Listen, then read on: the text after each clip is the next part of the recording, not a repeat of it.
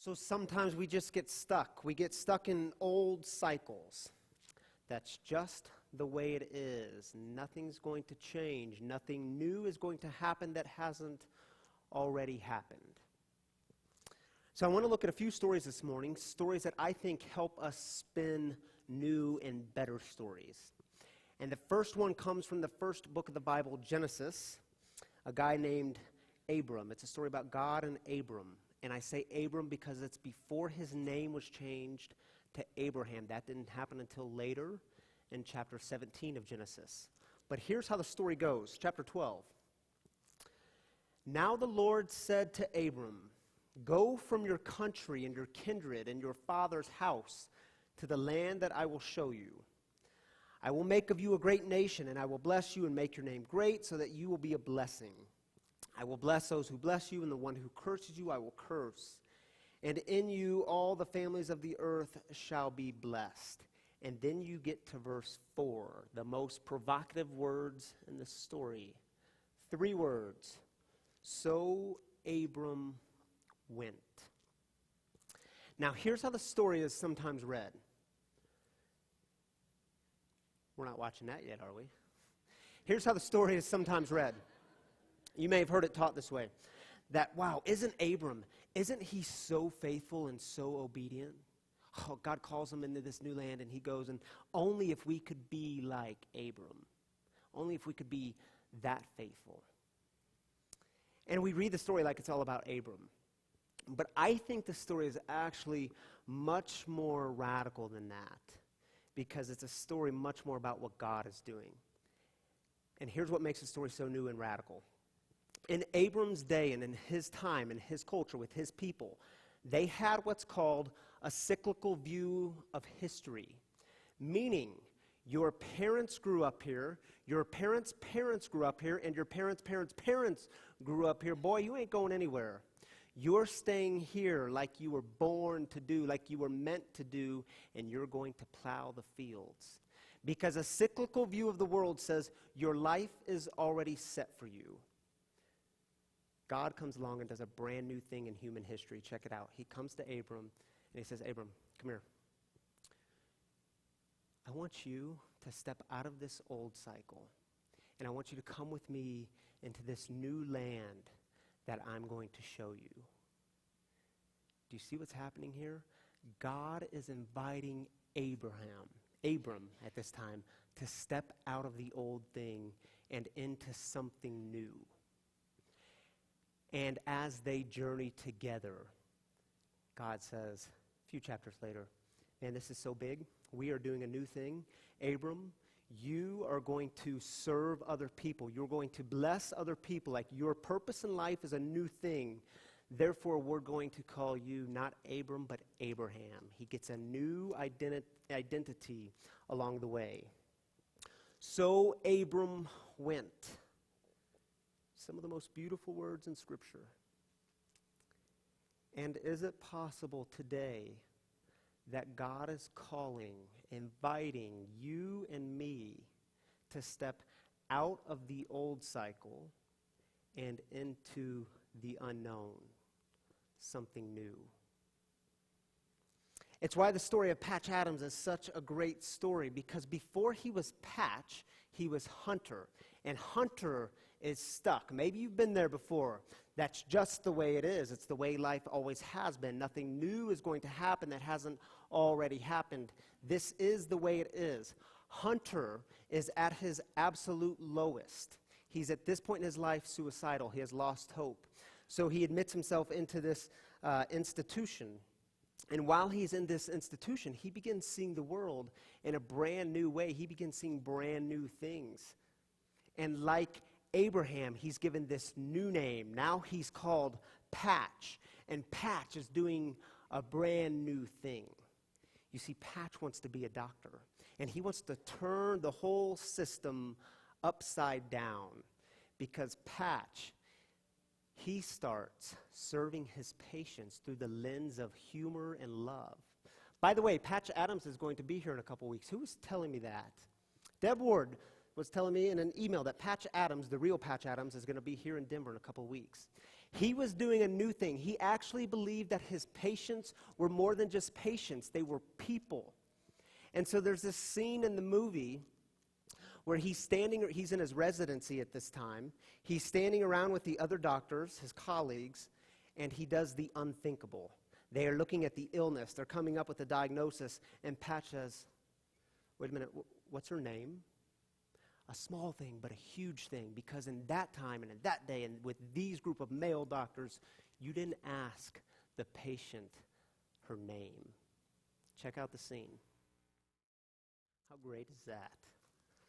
A simple thing, yet a huge thing. And so a friend of mine, he's always saying to me and really anyone he's around, you can be telling him the most mundane things about your week, and he always says, wow, you're going big. You're going big. And it's like, dude, I just told you like my week and it wasn't that big. And sometimes he says it out of like joking sarcasm, but other times he's saying it being dead serious because he gets something that so many of us miss. The small thing is really the big thing. Like, you know what I'm talking about, right? And how many of us have the tendency to downplay or undermine the new thing that God is doing, the new thing that we're a part of?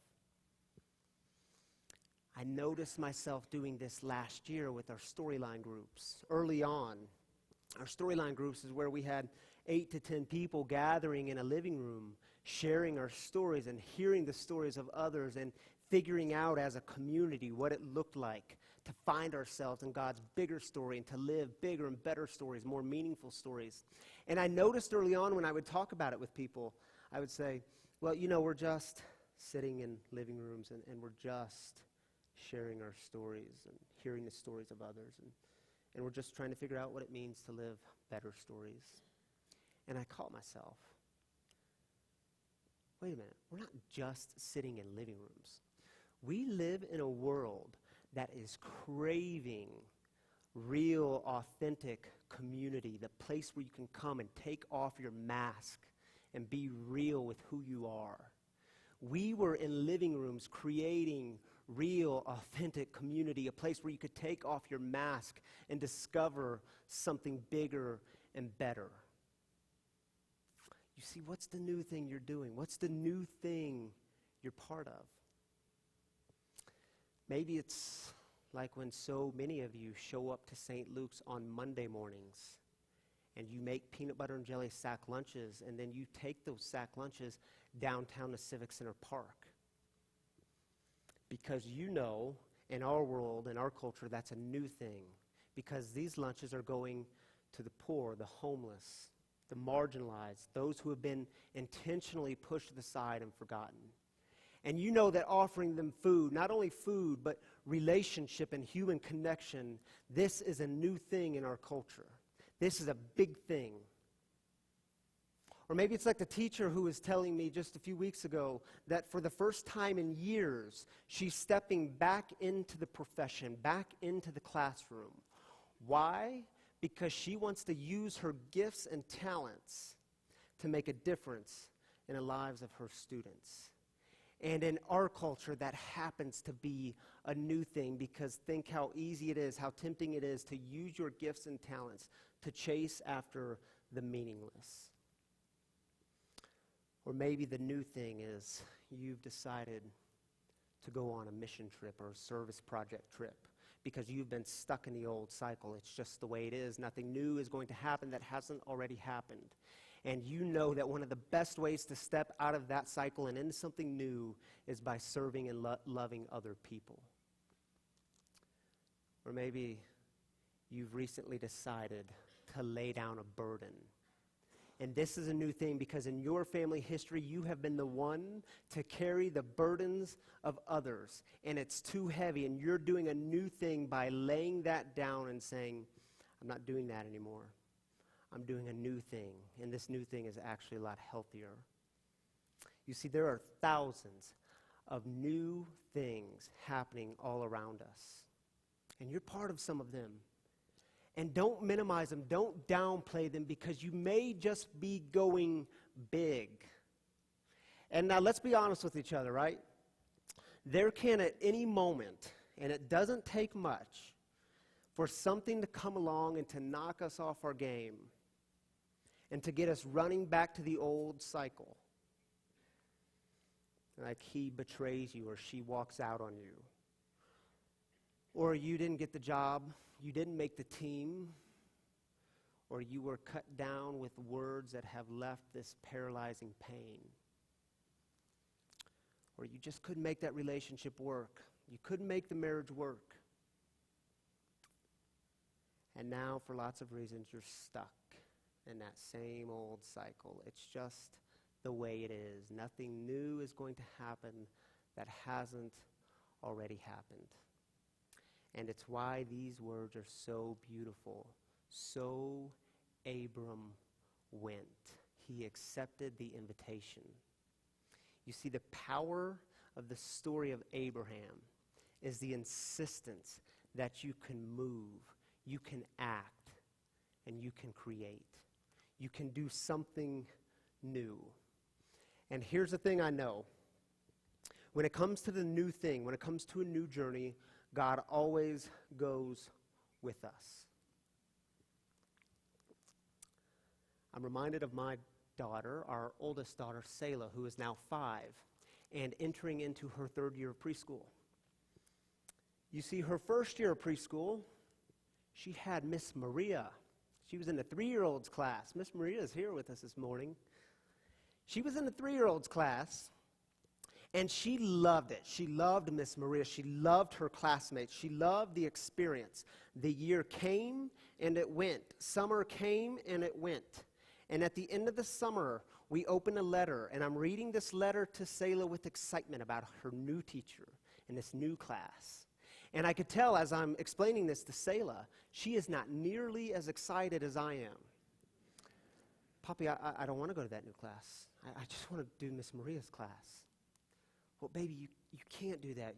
Don't you remember the hug at the end of the year and she said goodbye? That was like, you can't go back to that. But Poppy, I don't want to do that new thing. I just want to go back to Miss Maria's class. Now, if you're a parent, you'll understand this, right? Sometimes you got to get down on their level, and you got to look them right in the eye. Baby, I love you. I have spent so much time with you. I know you, and I believe in you. You have what it takes to do this new thing. Me and Mom are with you. So she went into Miss Dion's class. She loved Miss Dion. She loved her new classmates. She loved that new experience. The year came and it went. Summer came and it went. And Miss Dion is here too in the back. And the letter came just a couple of weeks ago from Miss Kay. And we opened a little school letter. And I'm reading this to Selah with excitement. You're going to be an explorer. You get to be a St. Luke's explorer. Now, I could tell she wasn't nearly as excited as I was about it. What do you think she said? Poppy, I don't need to be an explorer. I just want to go back to Miss Dion's class. I love Miss Dion. She's the best thing ever. I just want to go back to her class. Oh, baby, you can't do that. Remember the graduation up here? Remember when you walked across? That was like you're done with that. You can't go back to it. Poppy, I just want to go back to Miss Selah. I love you. I have spent time with you, and I know you. And we believe in you. You have what it takes to do this new thing, and she is going to love being a St. Luke's explorer. God always goes with us in the journey, and aren't we just a bunch of preschoolers? God invites us to step out of the old cycle. Well, God, I don't know if I want to do that. I'm pretty good at this old thing, and I just want to kind of go back to the way it used to be. Ryan, I believe in you. I love you. I created you. You can do this new thing. You've got what it takes. You see, sometimes the idea of God going with us in a journey is a brand new idea. So I met Ray a few weeks ago. Some of you know Ray. In fact, some of you even celebrated with us and Ray and Queena, his wife, as we had a baby shower for them and their new baby boy, David. And you see, when I met Ray a few weeks ago, he came into the church on a Tuesday morning, and he was visibly and physically worn out. That boy was exhausted. And he starts telling me the story that he and his wife just had a new baby boy named David, and he was born 6 weeks premature. And the doctors didn't have a lot of answers. There was lots of unknowns. And he said, you know, me and Queena, we just moved here from Alabama. And things didn't exactly go the way we planned. We wanted to get a new start. And he tells me they're sleeping in his pickup truck. They don't have a home. And they were stressed out. They didn't exactly know next moves and next steps. And, you know, we talked for a little while, and then we prayed together. And then he asked me, as he was leaving, he asked this really odd question. He said, do you have a guitar? I said, well, I do, but not here. I have one at home. I said, why? You like to sing? You like to play? He said, oh, man, I love to play the guitar. I love to sing. I said, well, let's step into the sanctuary and see what you've got. And so he stood right here where I'm standing, and some of you saw this video. I posted it to my Facebook page, and he sang the most beautiful, like authentic, bluesy type old gospel tune, a cappella. And I said, dude, that was good. He said, yeah, and that's not even my jam. I said, well, dang, what's your jam? He said, my jam is Praise You in the Storm. You know it? I said, yeah, I know it. That's a Casting Crowns tune. And as he's telling me this, I'm thinking, man, you don't get it. Like, you should not, your jam right now should not be about praising God. Because let me explain a little something to you. And this was just the week after Tammy and I found out that Tammy was pregnant. And so my sensitivities were raised, and I was thinking to myself, man, you don't get it. You just had a baby. This is your first child, and you don't have all the answers right now. There's all these unknowns, and the baby, he's still in NICU, and he's going to be there for God knows how long. And man, Ray, you don't even have a home. You're sleeping in your pickup truck, and you don't exactly know your next steps and next moves. I'm not sure praising God is something that should be your jam. Yeah, you tell him, Pastor Ryan. And so we wrap things up here. And I leave the church, and I go to the gym. And I'm not making this story up, total true story. I plug in my headphones like every other day, and I put them in my ears, and I pull out my phone, and I hit the Pandora station, random station. And the very first song to come over my headphones was Praise You in the Storm. And people in the gym, they must have thought I was some sort of buffoon because I'm sitting on the bench and my eyes are getting all watery. And you know how you do. You blink a lot, try to get rid of it, and you can't. Because it just kind of hit me that Ray was doing a new thing. You see, I heard the words again, I will praise you in the storm, and I will lift my hands. For you are who you are, no matter where I am, and every tear I cry, you hold in your hand. You never left my side. Though my heart is torn, I will praise you in the storm. Ray was doing a new thing because old cycles and old systems tell us that God is good when life is good, but God is not so good when life isn't good. And Ray was following in the footsteps of the early Christians by saying, no, God is good no matter where I am. Because God is always gracious. God is always loving. God is always with me on this journey. Even in the midst of a storm, God is here. See, God is always inviting us into something new. What does that look like? This is a Ray's Jam. Praise you in the storm.